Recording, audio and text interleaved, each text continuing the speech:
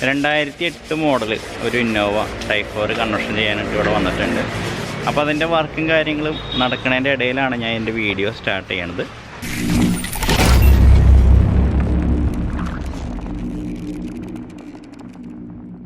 അപ്പോൾ 2008 model Innova ഒരു golden colour വണ്ടിയായിരുന്നു. ആ വണ്ടി നമ്മൾക്ക് ടൈപ്പ് 4 കൺവേർട്ട് ചെയ്യണം. അതേപോലെ തന്നെ ഇൻറ്റീരിയർ പെയിൻറ്റ് ചെയ്യണം, സീറ്റ് വർക്ക് ചെയ്യണം. അതേപോലെ ഇതിൻ്റെ അടിക്കാൻ പോണ പെയിൻറ്റും ഒരു വെറൈറ്റി പെയിൻറ്റും കാര്യങ്ങളൊക്കെയാണ്. ഓക്കെ, അപ്പോൾ നമ്മളിപ്പോൾ ഈ വണ്ടിയുടെ പുട്ടി വർക്കും കാര്യങ്ങളൊക്കെ കഴിഞ്ഞിട്ടുണ്ട്. പുട്ടി ബോഡി കാര്യങ്ങളൊക്കെ ഷേപ്പും കാര്യങ്ങളൊക്കെ ചെയ്തുകൊണ്ടിരിക്കുകയാണ്. ഇപ്പോൾ നമ്മളിപ്പോൾ ചെയ്യണ ഈ ഒരു പരിപാടി എന്ന് പറഞ്ഞിട്ടുണ്ടെങ്കിൽ നമ്മൾ ടൈപ്പ് 4 കൺവേർട്ട് ചെയ്യുന്ന സമയത്ത് നമ്മൾക്ക് അവിടെ ഒരു ക്ലാമ്പ് സെറ്റ് ചെയ്യേണ്ടതായിട്ടുണ്ട്. അപ്പോൾ അത് അലൈൻമെൻറ്റ് കാര്യങ്ങളൊക്കെ ചെയ്തുകൊണ്ടിരിക്കുകയാണ്.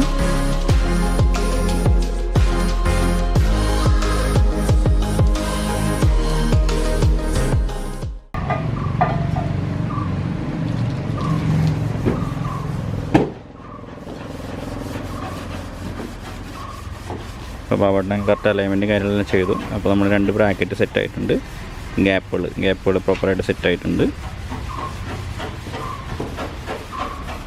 ഇനിയിപ്പോൾ പെയിൻറ്റിങ് കഴിഞ്ഞതിന് ശേഷമാണ് നമ്മൾ ലോക്ക് സെറ്റിങ് കാര്യങ്ങളെല്ലാം ചെയ്യുക കേട്ടോ. അപ്പോൾ നമ്മൾക്ക് ഇനി ഈ വണ്ടീനെ ബൂത്തിലേക്ക് കയറ്റാം, പെയിൻറ്റിങ് കാര്യങ്ങളിലേക്കൊക്കെ പോവാം. അപ്പോൾ അതിൻ്റെ കളറും കാര്യങ്ങളൊക്കെ ഇനി നിങ്ങളെ കാണിച്ചു തരാം. ഏത് ടൈപ്പ് കളറാണ് നമ്മൾ ഈ ഒരു വണ്ടിക്ക് അടിക്കാൻ പോകണമെന്നൊക്കെ ഉള്ള കാര്യം. അപ്പോൾ നമ്മളുടെ വണ്ടി ഇത് പെയിൻറ്റിങ്ങിന് വേണ്ടിയിട്ട് ബൂത്തിലേക്ക് കയറിയിട്ടുണ്ട്. ഫുള്ളായിട്ടുള്ള പ്രൈമർ കോട്ടും കാര്യങ്ങളെല്ലാം കഴിഞ്ഞു. കാരണം ഇത് 2 തവണ പ്രൈമർ കോട്ട് അടിച്ചു. ഒന്ന് നമ്മൾ ബോഡി അടിച്ച് ഫ്രണ്ട് സെറ്റിങ് കഴിഞ്ഞിട്ട് പിന്നെ സ്പോട്ടുകളും കാര്യങ്ങളെല്ലാം തീർത്ത് പിന്നീട് ഒരു കോട്ടും കൂടി പ്രൈമർ കോട്ട് അപ്ലൈ ചെയ്തു. അതിന് ശേഷമാണ് ഇനിയിപ്പോൾ അണ്ടർ കോട്ടും പെയിൻറ്റും കാര്യങ്ങളെല്ലാം വരുന്നത് കേട്ടോ. അപ്പോൾ നമ്മളുടെ ഈ ഒരു വണ്ടിയുടെ അണ്ടർ കോട്ടും കാര്യങ്ങളെല്ലാം കഴിഞ്ഞ് ഇപ്പോൾ സ്പോട്ടുകൾ തീർത്തുകൊണ്ടിരിക്കുകയാണ്. അണ്ടർ കോട്ട് അടിച്ചതിന് ശേഷം കാണുന്ന സ്പോട്ടുകളും കാര്യങ്ങളൊക്കെ ലൈറ്റിൽ തീർത്തുകൊണ്ടിരിക്കുകയാണ്.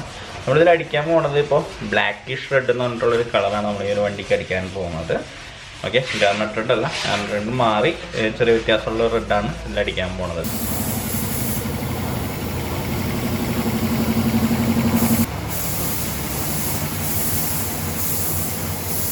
വ്യത്യാസമുണ്ട്.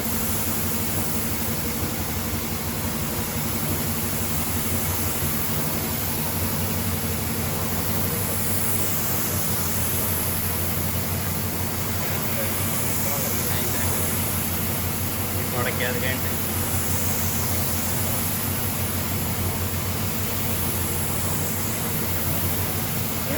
റാലിക്കിൻ്റെ ശരിക്കാൻ കഴിയുന്നുണ്ടോ?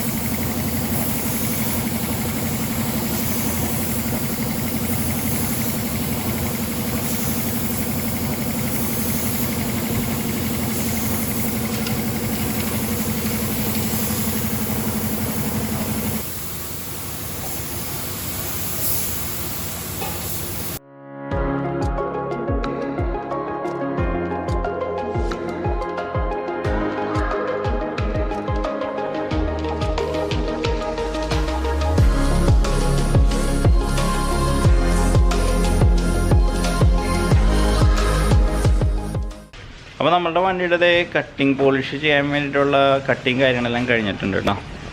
ഇപ്പോൾ നമ്മളെ കട്ടിങ് കാര്യങ്ങളെല്ലാം കഴിഞ്ഞു. ഇനിയിപ്പോൾ നമ്മൾ ബഫ് ചെയ്യണം. അതേപോലെ തന്നെ നമ്മൾ ഈ ഒരു വണ്ടിക്ക് ഡാഷ്ബോർഡ് പെയിൻറ്റിങ് കാര്യങ്ങളൊക്കെ ഉണ്ട്. അതേപോലെ തന്നെ ഫ്ലോർ ചെക്ക് ചെയ്യാനായിട്ട് കസ്റ്റമർ പറഞ്ഞിട്ടുണ്ടായിരുന്നു. അപ്പോൾ ഫ്ലോർ നമ്മൾ ചെക്ക് ചെയ്തപ്പോൾ വലിയ ഇഷ്യൂസ് കാര്യങ്ങളൊന്നുമില്ല. ചെറിയ രീതിയിൽ ഇവിടെ റെസ്റ്റൻ്റ് ഇഷ്യൂ ഉണ്ട്, ഇത് അവിടെയും ഉണ്ട്. അപ്പോൾ അവിടെ മാത്രം ഒന്ന് ടച്ച് ചെയ്യുക. കാരണം നമ്മൾ ഒരുപാട് ലെയർ പെയിൻറ്റ് എല്ലാ പാനലിലും അടിച്ചിട്ട് ഒരു കാര്യമില്ല. അപ്പോൾ കംപ്ലയിൻറ്റ്സ് ഉണ്ടെങ്കിൽ ഇങ്ങനത്തെ കാര്യങ്ങളൊക്കെ ചെയ്യുന്നതായിരിക്കും നല്ലൊരു ഐഡിയ കേട്ടോ. അപ്പോൾ അവിടെ മാത്രമേ നമ്മൾ എപ്പോഴും ടച്ച് ചെയ്യുന്നു. ഫ്ലോർ ഉണക്കി, ഫ്ലോറുമ്പോൾ നനവുണ്ടായിരുന്നു, എന്താണെന്ന് അറിയില്ല. അപ്പോൾ അത് ഉണക്കി ക്ലിയർ ചെയ്തിട്ട് അവിടെ കയറ്റാതെ വിചാരിക്കുകയാണ്. ഓക്കെ, പിന്നുള്ളത് ഡാഷ്ബോർഡ് ഫുള്ളായിട്ട് പെയിൻറ്റിങ് ഉണ്ട്. അപ്പോൾ നമ്മൾ ഫുള്ളായിട്ട് നമ്മൾ ഡാഷ്ബോർഡ് അയച്ചു. അതേപോലെ തന്നെ റൂഫിൻ്റെ പാനലുകളും കാര്യങ്ങളൊക്കെ ഫുള്ളായിട്ട് അയച്ചിട്ടുണ്ട്. കാരണം അതിൻ്റെ വിൻഡോകളും കാര്യങ്ങളൊക്കെ നമുക്ക് പെയിൻറ്റിങ് ചെയ്യേണ്ടതായിട്ടുണ്ട്. ഓക്കെ, ഇനി നമ്മൾക്ക് ബഫിങ്ങിൻ്റെ പരിപാടിക്ക് പോകാതെ ഡാഷ്ബോർഡ് പെയിൻറ്റിങ് കൂടെ സ്റ്റാർട്ട് ചെയ്തു. ഇതിപ്പോൾ ഓരോ പാർട്സുകളും ഡിഗ്രീസറൊക്കെ ഇട്ട് ക്ലീൻ ചെയ്തുകൊണ്ടിരിക്കുകയാണ്. ഇത് കുറച്ച് പാർട്സുകളും കാര്യങ്ങളൊക്കെ അടിച്ച് കഴിഞ്ഞിട്ടുണ്ട്. പിന്നെ കുറച്ച് പാർട്സുകളിലൂടെ മാസ്കിങ് കാര്യങ്ങളൊക്കെ ചെയ്യേണ്ടതായിട്ടുണ്ട്. അപ്പോൾ അതൊക്കെ ചെയ്തുകൊണ്ടിരിക്കുകയാണ്. ഇവിടെ നിങ്ങളുടെ വേറെ കളറാണ്? 2 കളറുണ്ടല്ലേ. ഇതൊക്കെ നമ്മൾ അടിച്ച് കഴിഞ്ഞ പാർട്സുകളാണ്. ഇത് ക്ലിയർ അടിക്കാൻ ബാക്കിയാണോ? ക്ലിയർ അടിക്കാൻ ബാക്കിയാണ്, പെയിൻ്റ് അടിച്ചിട്ടാണ്. ഓക്കെ, അപ്പോൾ ഓരോ ഡോർ പേഡുകളും അതേപോലെ സൈഡിലെ പാനൽ ചെറിയ ചെറിയ ഒരുപാട് പാർട്സുകൾ നമ്മുടെ ഡാഷ്ബോർഡിൽ വരുന്നുണ്ട്. അപ്പോൾ അതൊക്കെ നമ്മളിപ്പോൾ ക്ലിയർ ചെയ്തുകൊണ്ടിരിക്കുകയാണ്. അപ്പോൾ നമ്മൾക്കെല്ലാം പണി കഴിഞ്ഞിട്ട് നിങ്ങൾ കാണാം.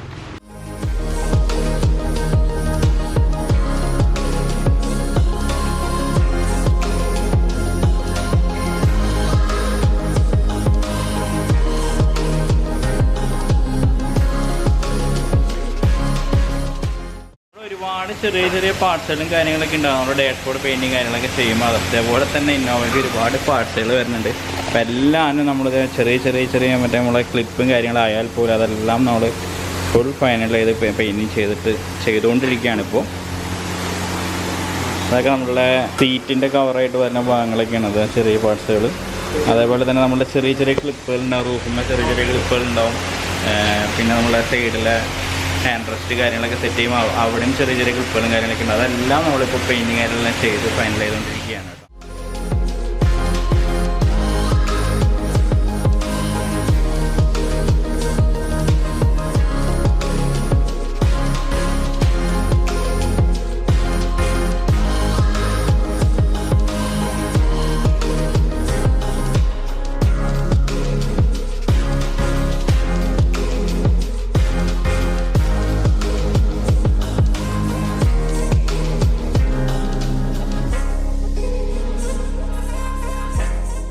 അപ്പോൾ നമ്മളുടെ സെറ്റിങ് കാര്യങ്ങളും ഇപ്പോൾ റൂഫിൻ്റെ പാനലുകളും കാര്യങ്ങളൊക്കെ അടിച്ചിട്ടുണ്ട്. അപ്പോൾ അത് സെറ്റ് ചെയ്യണം. അതുപോലെ തന്നെ നമ്മൾ ഇന്നലുള്ള ആ ഒരു ഇത് പ്ലാറ്റ്ഫോം ഫുള്ളായിട്ട് ക്ലീൻ ചെയ്യണം. ക്ലീൻ ചെയ്തിട്ട് നമ്മൾ ആ തുരുമ്പുള്ള വശങ്ങളിൽ മാത്രം അരച്ച് അവിടെ പോച്ച് അടിച്ചു കൊടുക്കും.